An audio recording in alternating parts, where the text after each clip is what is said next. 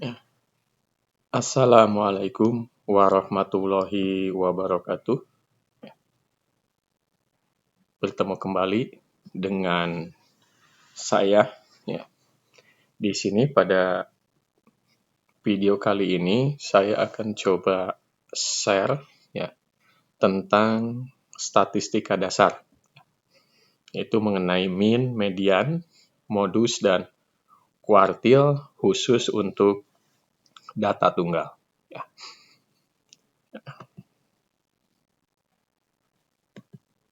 Nah, kita lihat dulu pengantar statistikanya. Ya.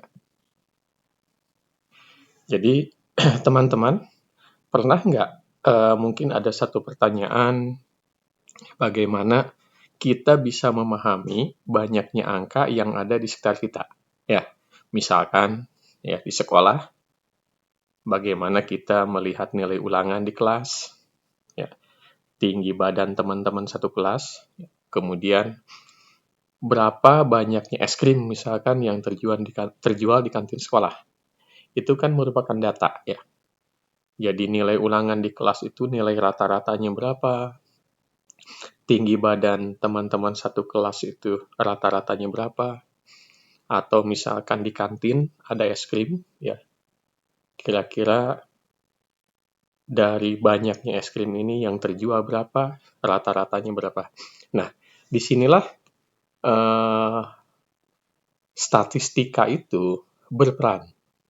Nah, jadi, statistika itu adalah ilmu yang membantu kita mengumpulkan, kemudian mengolah, dan akhirnya menyajikan data. Tujuannya agar lebih mudah ya, dimengerti. Ya, dengan statistika, kita bisa melihat pola, membuat kesimpulan, dan bahkan mengambil keputusan penting. Jadi dalam kehidupan sehari-hari ya. Nah, oke, kita pelajari statistika yang pertama. Jadi kita pahami dulu apa sih statistika dasar itu? Ya, pengertian.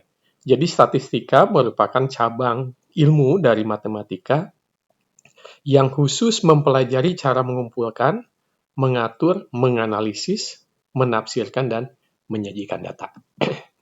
Nah, fokus kita pada video ini, jadi fokus saya untuk menyampaikan pada video ini hanya berbicara masalah mean, median, modus, dan kuartil, tapi khusus pada data tunggal. Jadi nanti ada data tunggal, ada data kelompok, tapi pada video kali ini khusus pada data tunggal. Nah, manfaat dari belajar statistika ini nanti mudah-mudahan teman-teman bisa memahami konsep statistika ini, karena konsep ini sangat penting untuk menganalisis informasi dan membuat keputusan yang tepat dari data yang tersaji. Oke, yang pertama kita bahas masalah mean, rata-rata. Nah, ini kita akan bicara masalah data tunggal. Jadi maksud data tunggal itu data individu, jadi belum kelompok. Beda dengan misalkan data satu kelas. Data satu kelas itu sudah data kelompok ya, tapi ini data individu. Nah, yang dimaksud dengan data ganjil itu adalah data di mana data itu jumlahnya itu ganjil. Ya. Jadi ini kita akan bahas masalah rata-rata. Ya. Menjumlahkan semua nilai data, caranya itu nanti untuk mengambil rata-rata itu menghitungnya sangat mudah ya. Yaitu jumlahkan semua data, kemudian nanti hasil penjumlahannya itu dibagi dengan berapa jumlah data. Jadi nilainya dijumlahkan semua, kemudian jumlah datanya ya berapa, maka jumlah dari nilai itu dibagi dengan jumlah data. Ya, nanti kita lihat contohnya. Contoh satu misalkan di sini. Di sini ada nilai ulangan matematika Ayu. Jadi Ayu menjalankan 5 kali ulangan, di mana nilai ujiannya itu yang pertama 8, kedua 7, ketiga 9, 6, dan 10. Jadi ada 5 kali ulangan ya yang dijalankan oleh Ayu. Ini adalah datanya, dan data ini tunggal. Kemudian ganjil, kenapa ganjil? Jumlah ulangannya 5, jadi ada 5, 1, 2, 3, 4, 5. Ini disebut ganjil. Jadi datanya tunggal dan ganjil. Kenapa tunggal? Karena ini hanya data nilai Ayu. Nah, Langkah pertama, ya, jumlahkan semua nilai Ayu. Ya.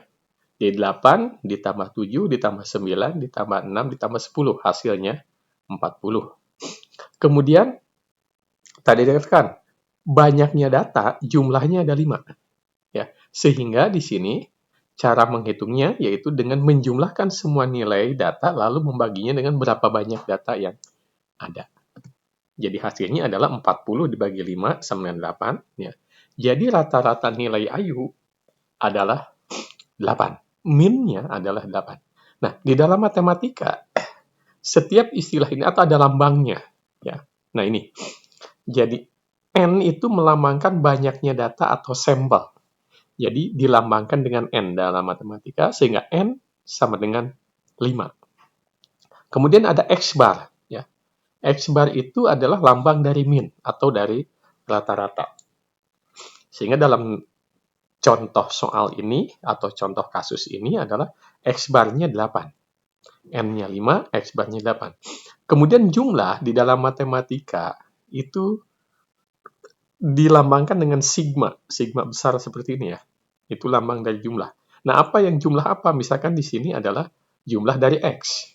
X itu adalah datanya. Sehingga jumlah data adalah 40. Yaitu menjumlahkan data 8 tambah 7 tambah 9 tambah 6 tambah 10. Jadi sigma X-nya adalah 40. X bar-nya adalah 8 dan N-nya adalah 5. Nah itu ya, min untuk data tunggal ganjil. Bagaimana dengan data yang genap? Ini konsepnya sama saja, cuma nanti datanya dijumlahkan semua meskipun jumlahnya datanya genap. Jadi tidak ada perbedaan antara data tunggal maupun data genap. Contoh misalkan kita hitung rata-rata usia anggota. Di sini ada contoh kasusnya adalah usia rata-rata keluarga Pak Budi. Ada yang 10 tahun, 15 tahun, 40 tahun, 45 tahun, 5 tahun, dan 20 tahun. Nah, langkah pertama tadi dijumlahkan semua usianya. 10 tambah 15 tambah 40 tambah 45 tambah 5 tambah 20 sama dengan 135. Kemudian banyaknya data adalah 6. Ya. 1, 2, 3, 4, 5, 6. Nah, ini genap. Jadi datanya genap. Kemudian min-nya berarti 135 dibagi 6 sama dengan 22,5. Ya. Jadi rata-rata anggota keluarga Pak Budi usianya adalah 22,5 tahun. Ya, lambangnya sama. Jadi N-nya adalah 6, X bar-nya 22,5 dan sigma X-nya ya 135. Ya. Kemudian yang kedua median. Kalau tadi min adalah rata-rata, ya, kalau median itu adalah nilai tengah. Nah, kita akan coba nilai tengah untuk data yang ganjil. Ya. Jadi median adalah nilai tengah dalam suatu kumpulan data yang telah diurutkan. Nih, catatannya atau kuncinya adalah kumpulan data yang telah diurutkan. Ya, mengurut. Jadi berdasarkan itu kalau mau menentukan median harus mengurutkan data terlebih dahulu. Baik dari data yang terkecil ke yang terbesar atau sebaliknya. Nah, setelah itu baru kita bisa mencari nilai mediannya atau nilai tengahnya. Oke, urutkan data dulu. Jadi pertama itu harus diurutkan data dulu. Nah, jika data kita adalah nilai ulangan yang tadi ya, 8, 7, 9, 6, 10, langkah pertama adalah mengurutkan datanya dulu. Jadi dari data yang tidak terurut harus diurutkan. Misalkan kita mengurutkannya dari yang terkecil ke yang terbesar. 6, 7, 8, 9, 10. Nah, ini. Jadi langkah pertama adalah urutkan data dulu ya. Kemudian temukan nilai tengahnya. Karena ini datanya ada 5, otomatis nilai tengahnya ada di angka 8. Jadi kiri ada 2, kanan ada 2, tengahnya ada 8. Nah, ya dari data yang sudah diurut itu, ya, ini angka 8 merupakan angka tengahnya. Ya. Tepat berada di tengah-tengah data kelompok ini. Data ini ya, bukan data kelompok, data ini. Ya. Total keseluruhan data, ini 8 itu ada tengahnya. Ya. Ada 2 di kiri dan ada 2 di kanan. Nah, ini berarti N itu sama dengan 5, jadi banyak data. Nah, untuk median ini, lambangnya adalah ME. Jadi lambang dari median itu ME. ME-nya sama dengan 8. Ya, ME-nya sama dengan 8, N-nya sama dengan 5. Bagaimana dengan data yang genap? Ya. Untuk data yang genap, ya, sama langkahnya harus kita urutkan dulu dari yang terkecil atau ke arah terbesar atau sebaliknya. Namun, karena tidak ada satu nilai yang persis di tengah, nah kita akan menemukan ada 2 angka di tengah. Ya, kita lihat contoh. Pertama, urutkan data dari terkecil ke yang terbesar. Langkahnya sama ya, mengurutkan data dulu. Kedua, temukan 2 nilai yang berada di posisi tengah. Karena ini genap. Ya, pasti harus ada 2 nilai di tengah. Yang ketiga, jumlahkan kedua nilai tengah tersebut, lalu bagi 2. Jadi hitung rata-rata. Contoh, ya, kita misalkan mau mengukur tinggi badan 6 siswa dalam satuan cm. Jadi siswa itu ada yang tinggi 150 cm, 170 cm, 160, 175, 155, dan 165. Nah, kemudian langkah pertama tadi, urutkan data dari terkecil ke yang terbesar. Kita urutkan. 150, 155, 160, 165, 170, 175. Nah, kemudian data tengah-tengahnya ada 2. Jadi di kiri ada 2, di kanan ada 2, ini tengah-tengahnya ada 2, 160 dan 165. Merupakan nilai tengahnya, ada 2. Sehingga nilai tengah atau mediannya itu diambil rata-rata dari 2 angka yang di tengah ini. Ya.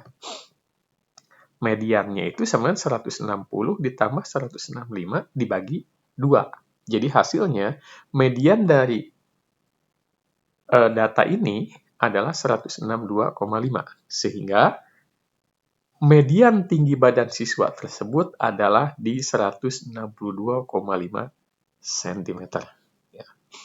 Jadi N-nya sama 6, M-nya sama dengan 162,5. Kemudian modus. Modus itu adalah nilai paling sering muncul. Ya.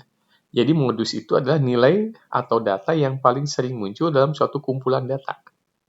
Nah, modus ini sangat berguna untuk mengetahui item atau data kategori mana yang paling populer atau paling banyak terjadi. Kalau di dalam penjualan berarti produk yang paling banyak laku. Nah, jadi modus itu istilah lainnya adalah si juara yang paling banyak punya teman dalam data. Ya, contoh. Misalkan survei tentang warna favorit siswa di kelas 7. Ada merah, biru, hijau, merah, kuning, merah, biru. Sehingga dari data ini, merahnya ada 3 kali, birunya ada 2 kali, hijaunya ada 1 kali, kuningnya ada 1 kali. Dari data di atas, dapat disimpulkan bahwa modus ya yang paling banyak itu adalah merah, karena 3 kali. Ya. Jadi modus dari data warna favorit ini adalah merah. Jadi kalau modus. Nah, bagaimana kalau datanya tidak ada yang berpenyak? Berarti modusnya tidak ada. Jadi kalau misalkan datanya jumlahnya sama, misalkan 2 semua, ya. Misalkan di sini semuanya merah 2 orang, biru 2 orang, hijau, berarti tidak ada modusnya. Ya. Oke, itu yang ketiga. Kemudian yang keempat, kuartil. Kuartil itu membagi data menjadi 4. Ya, contoh misalkan dalam garis ini nih. Ya, bisa dilihat di garis itu. Jadi, kuartil itu adalah nilai-nilai yang membagi kumpulan data yang sudah diurutkan menjadi 4 bagian yang sama besarnya. Jadi, kalau garis ini adalah sebuah data, maka data itu dibagi 4 dengan sama besar. Nah, batas-batasnya itu disebut kuartil. Jadi, ada Q1, kuartil 1, Q2, kuartil 2, Q3, kuartil 3. Ini batas-batasnya. Datanya dibagi 4, kemudian batasnya itu disebut kuartil. Nah, jadi jenis kuartil tadi Q1. Q1 itu adalah kuartil paling bawah, paling rendah. Batas paling rendah. Jadi kalau dari data itu, nilai yang membatasi 25% data terbawah. Jadi kalau ini dibagi 4, kan ini masing-masing 25%, maka Q1 ini adalah batas 25% terendah. Kemudian Q2, kuartil tengah itu, nilainya sama dengan min. Jadi Q2 itu sama dengan min juga. Jadi 50% atau tengah-tengah dari keseluruhan data. Batas tengah ya. Kemudian Q3 adalah nilai yang membatasi 25% ke atas atau 75% data ke bawah. Nah, cara menentukan kuartil. Ya. Pertama, urutkan data. Jadi urutkan data sama ya. Kemudian nanti yang kedua, langkahnya itu tentukan Q2 mediannya. Langkah ketiganya tentukan Q1. Langkah keempat tentukan Q3. Ini contohnya, sebelah sini ada contohnya. Jadi dari data 2, 3, 4, 5, 6, 7, 8, 9, 10, kebetulan ini datanya sudah terurut. Jadi kalau belum terurut, silakan datanya diurutkan terlebih dahulu dari yang terkecil ke yang terbesar, atau dari terbesar ke terkecil. Nah, kemudian langkah keduanya tentukan Q2, median. Q2-nya adalah 6. Ya, ini tengah-tengahnya 6. Di sebelah kirinya ada 4, sebelah kanannya ada 4. Jadi median 6. Kemudian data sebelum Q2, data sebelum 6 itu kan ada 2, 3, 4, 5. Karena datanya genap, maka diambil tengah-tengahnya itu 3 ditambah 4. Dibagi 2 sama dengan 3,5. Itu Q1-nya. Jadi karena data sebelum median ini 4, bukan ganjil, sama seperti tadi menentukan lokasi menentukan mediannya itu berarti 2 di tengah diambil. Jadi ke kirinya tinggal 1, ke kanan 1 ada 3 dan 4. Jadi 3 ditambah 4 dibagi 2, 3,5. Data setelah Q2 juga sama 4. Maka yang diambilnya adalah angka 8 dan 9. Sebagai mediannya 8 tambah 9 dibagi 2. Hasilnya 8,5. Kita ilustrasikan ya. Nah ini kan data yang tadi 2, 3, 4, 5, 6, 7, 8, 9, 10. Kemudian data itu dibagi 4 sama rata. Nah, batasnya itu adalah Q1, Q2, Q3. Nah, batas Q1-nya 3,5, batas Q2-nya 6, ya. Batas Q3-nya adalah 8,5. Jadi itu adalah kuartil ya. Jadi kesimpulannya ya dari statistika ini, yang pertama mean atau rata-rata, yaitu jumlah data dibagi banyak data. Ya. Kemudian median, nilai tengah. Setelah data diurutkan, ya. Kemudian modus, nilai paling sering muncul. Yang keempat adalah kuartil. Kuartil itu membagi data menjadi 4 bagian sama besar setelah diurutkan. Ya, itu mungkin yang bisa saya sampaikan. Mudah-mudahan bermanfaat. Terima kasih. Sampai bertemu di video-video selanjutnya.